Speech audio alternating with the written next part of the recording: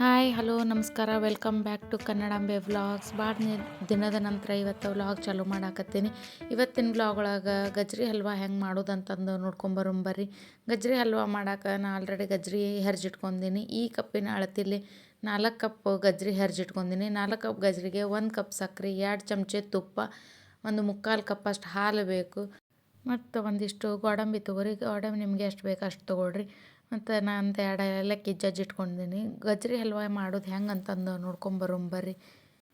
ಈಗ ಒಂದು ಕಡಾಯಿಗೆ 2 ಚಮಚೆ ತುಪ್ಪ ಹಾಕಿರಿ. ತುಪ್ಪ ಒಂದು ಸ್ವಲ್ಪ ಬಿಸಿ ಆದಮೇಲೆ ಗೋಡಂಬಿ ಹಾಕಿ ಒಂದು ಸ್ವಲ್ಪ ಕಂದು ಬಣ್ಣ ಬರುವವರೆಗೆ ಗೋಡಂಬಿ ಕರಿಬೇಕು. ಗೋಡಂಬಿ ಕರೆದು ಒಂದು ಪ್ಲೇಟಿಗೆ ತೆಗೆದಿಡ್ರಿ. ಅದೇನು ಉಳ್ದೈತಲ್ಲ ಅದ ತುಪ್ಪಕ್ಕೆ ತುರಿದಿಟ್ಕೊಂಡಿರೋ ಗಜ್ರಿ ಹಾಕಿ ಗಜ್ರಿ ಒಂದು ಸ್ವಲ್ಪ ಮೆತ್ತಗಾಗುವವರೆಗೆ ಸ್ವಲ್ಪ ಹಸಿ ವಾಸನೆ ಹೋಗುವವರೆಗೆ ಹುರಿಬೇಕು, ಒಂದು 5 ನಿಮಿಷ. ಸ್ವಲ್ಪ ಗಜ್ರಿ ಹುರಿದಾದ್ಮೇಲೆ ಅದಕ್ಕೆ ಸ್ವಲ್ಪ ಬಣ್ಣ ಬದಲಾಗ್ತೈತಿ, ಕೇಸರಿ ಬಣ್ಣ ಬರ್ತೈತಿ. ಬಣ್ಣ ಬಂದಮೇಲೆ ಅದಕ್ಕೆ ಒಂದು 3/4 ಕಪ್ ಅಷ್ಟು ಹಾಲು ಹಾಕಬೇಕು.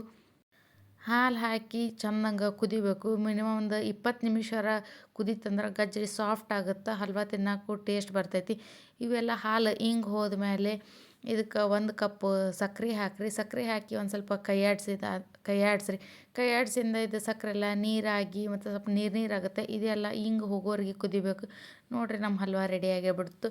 ಇದಕ್ಕೆ ಒಂದಿಟ್ಟು ಏಲಕ್ಕಿ, ಆಗಲೇ ಕರೆದಿಟ್ಕೊಂಡಿರೋ ಗೋಡಂಬಿ ಹಾಕಿ ಚೆನ್ನಾಗಿ ಕೈಯಾಡಿಸ್ಬಿಟ್ರೆ ಮುಗೀತು. ನಮ್ಮ ಹಲ್ವಾ ರೆಡಿ ಆಗೇ ಬಿಡ್ತು ನೋಡಿರಿ.